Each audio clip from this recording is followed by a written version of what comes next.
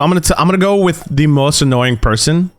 The most annoying person that I believe, okay, that is to play against in this season alone, is Phoenix. She's so damn strong, chat. She is so damn strong. Phoenix is the most annoying person to play against.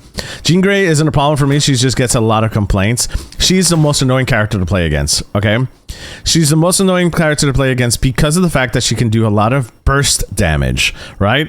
She just burst damages. If you play too close together, Jean will destroy your team, just like a really good Moon Knight, right? She is really, really good. She has a lot of mobility. She has better mobility than Hela, and Hela is always an S or an S+ tier character. She does a lot of poke damage. She destroys Sting. She destroys anybody without a shield. Anyone without a shield, she's really, really strong against. She can destroy a rocket all fairly easily. She can destroy any deployable. She's really good against a Penny. She's really good against any dive characters. She's a very hard character to play against, especially with that mobility. And if she can hit her headshots, and she heals herself on top of all that, right? So on top of all that, she can shield herself. So that to me why she's one of the best and most annoying characters to play against as far as DPS is concerned. She can cancel Hela all. Yeah, she can do a lot of different things.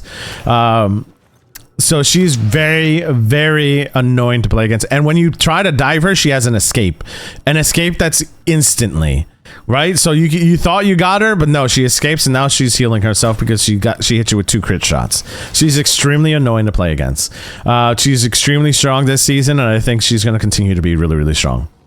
She cancels Hela ult by ulting herself. She ults through that Hela ult, and she kills the Hela ult in 2 seconds. She literally goes, "You are nothing," and flies the Phoenix ult straight into her ult, and it cancels it. Yep. Very easy.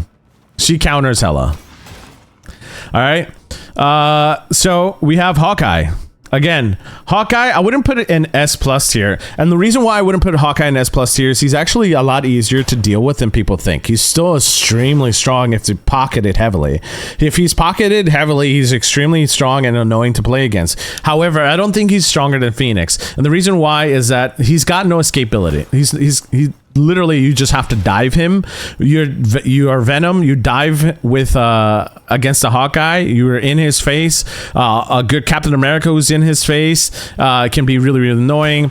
If your team pays attention to those people diving Hawkeye, he really can't really do much, right? He can try to ignore them, but if he's heavily pocketed, that's the only time Hawkeye becomes almost unkillable, right?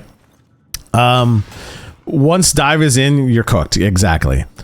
Jeff can be really, really annoying against a Hawkeye, but if Hawkeye sees you in his sights, you're dead. Like, Hawkeye just shoots you in the face twice and you're gone, or even once as Jeff and you're kind of gone. But you know, I wouldn't say Jeff is a counter to Hawkeye. I think the most counterable, the most people who can counter Hawkeye are dive characters. Right, a really good dive character can kill a Hawkeye. Stormmaul can kill a Hawkeye, but like that's again assuming that Hawkeye doesn't shoot you out of the sky. You know, I think Hawkeye is strong, but I don't think he's stronger than Phoenix. I think Phoenix is more annoying to go up against. Again, he's got no escapability. You just jump in his face, he jumps away, and then he has no mobility, right? He can try to slash you away, but again, he's all about skill and trying to make sure that he shoots you in the face so that you get out of his face. But again, we're not talking about top 500 players. We're talking about your normal, casual player who goes up to GM. You can deal with a good Hawkeye. You can deal with him if you dive him, and there he goes. Okay. Yo, what's up, Okie Dokie? What's up? Latino Fist in the place. How you doing, man? It was fun playing last night. Appreciate you, dude. I hope your work is going well. If you guys don't know Okie Dokie, he is the Latino Fist. Super awesome guy. Got to play with him last night. It was a lot of fun. Yeah, there were W games last night for sure. If you haven't done so already, guys, make sure you drop them a follow. He's really awesome. You on your lunch break? Yeah. What you eating? For myself, yeah. What you eating? No, appreciate you, Okie Dokie, for stopping by. But again, We're talking about Hawkeye. Hawkeye is really diveable. He's a very strong character. Again, if he's pocketed, he can be really annoying, but I don't think he's stronger than Phoenix. Moving on, chat. We got a lot of DPS to cover, so we got to go as fast as we can. All right, chat. Another really good character who is really, really annoying to play against is Moon Knight. I think Moon Knight is really strong. I don't think he is... you eating tacos? Hey, tacos! What type of tacos are you eating? All right, so we're going... The moon haunts you. Moon Knight is really strong this season. I think he's strong pretty much the last couple seasons, but Moon Knight can be really annoying, especially if you don't have any shield tanks, right? He can obliterate your backline. He can go and use those off angles. There's a lot of really good Moon Knight players out there who do a really good job. There are... If Invis is out of play, he can just literally obliterate your team. Why? Because Invis does a really good job of countering him if he can put their shield in front of the Ankh, and then the Ankh has no use, and then it's just reliant on hitting his shots.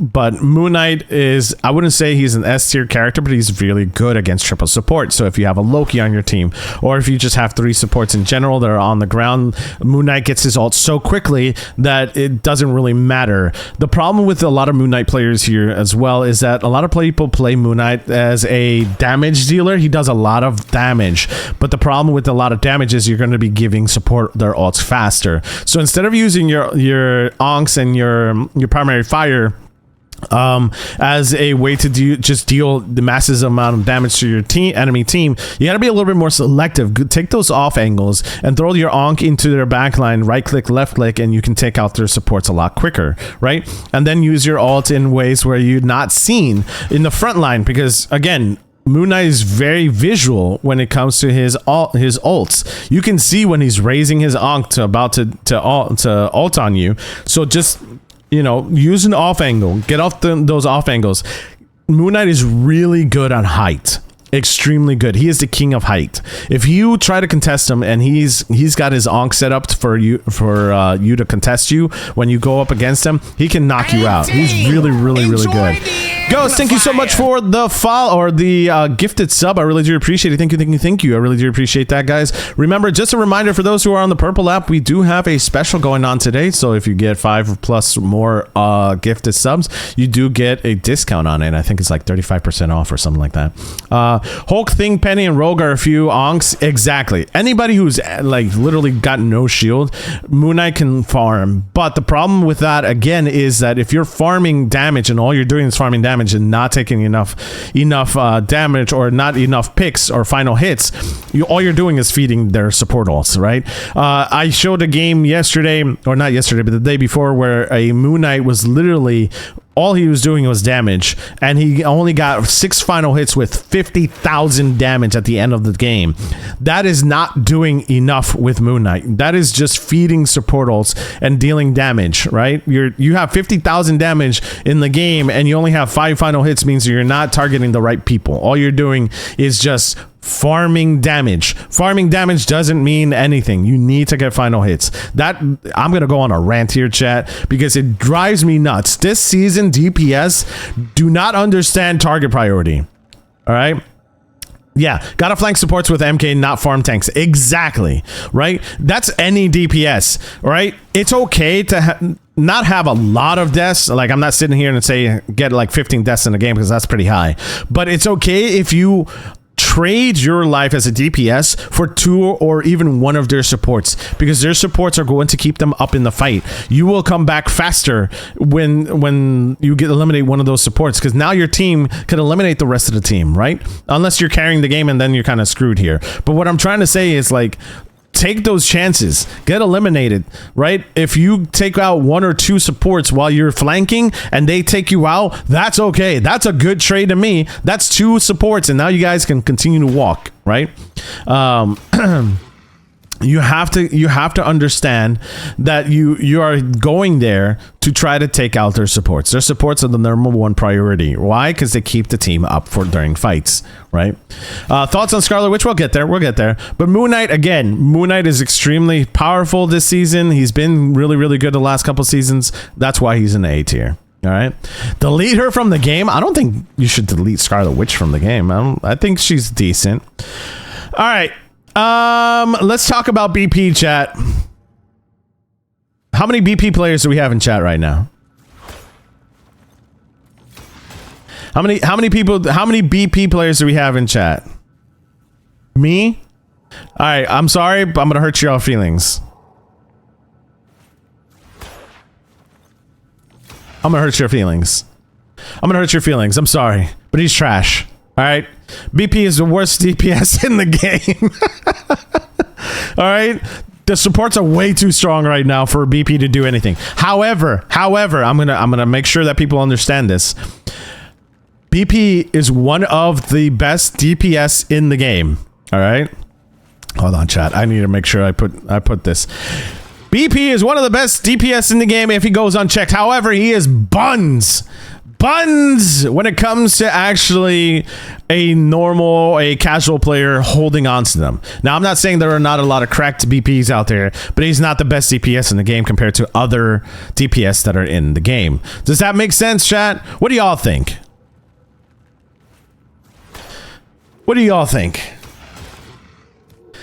He has the same exact counters, even more. All he got was more spear damage and damage ult. Yeah.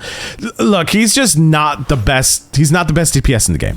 He is counterable, but you go Thing and you counter him. You literally just counter him. You go Fantastic, you counter him. You go, Sue, you counter him. Literally anyone in the game, almost anybody who has CC will counter the BP. Okay? I think BP is a really fun character to play. He's extremely good, but he's just not the best. He's not the best DPS in the game. There are other better picks. However, again, there are other BPs that I know that are extremely good with him who can make him work. But nah, he is just not the best DPS in the game. Okay? You can hear him coming. He is so damn loud. Okay? His footsteps are so loud. All right? I haven't cared about BP all season and only play support. Exactly. All right, so that's BP. Next, Iron Fist. All right, if Latino Fist is still in the okie dokie, is still in here, cover your ears because you're not gonna like what I'm about to say. All right, Iron Fist. He is not an S tier character. I'm sorry. Iron Fist is too easily counterable. Too easily counterable right now. He can be. You can play Iron Fist really, really well, and there's a lot of really good Iron Fists out there. But again, he comes across the same situation. There's too much CC in the game. Okay? Too much CC in the game for him to do a lot. Will there be other characters who, or other people who can play him very, very well at a high level? Yes. But that could be said about any of the characters in this tier list. The problem with Iron Fist on a casual level is that a lot of people don't understand his cooldowns and don't understand how to play him and position him correctly, right? They want to stick around and try to get the final elimination, and they'll trade their life for something that it wasn't even worth it, right? He can counter almost every tank, but for that, you might as well go Wolverine. Right? I think him and Wolverine are extremely strong this season if played well. The problem is, again, Iron Fist just has too many counters. You have a Sue pull, you have a Sue push, you have a freeze, you have a sleep. You can literally wait and bait out his block. Once you bait out his block, he has nothing else left in his kit. He can try to eliminate you as a support, but you can out damage him and just eliminate him, right? So there's just a lot of different counters on him. All right, he counters every tank, bro. He does, but again, there's so many things that help counter him. You just have to stand your ground as a support. Like Gambit can counter him, Sue counters him. You have Luna freeze. You have Cloak bubble. You have Loki lamps. There's just so many different things that if the person doesn't play Iron Fist correctly, they're just not going to do well. Okay. You better put Black Widow on her own. I mean, look, they just go into their own tier. All right. All right. Namor. Yo, I'm going to tell you one thing. Y'all gonna think I'm crazy right now, but Namor is extremely good this season. The fact that they increased his squids this season all right, is crazy. The amount of health that he gets for his squids is insane. He can literally flank your back line. I mean, his feet are pretty loud too if you're listening for them. But Namor can literally flank your back line, drop his 2 squids, right click, left click, one of your supports is gone. Okay, like literally, just it's not.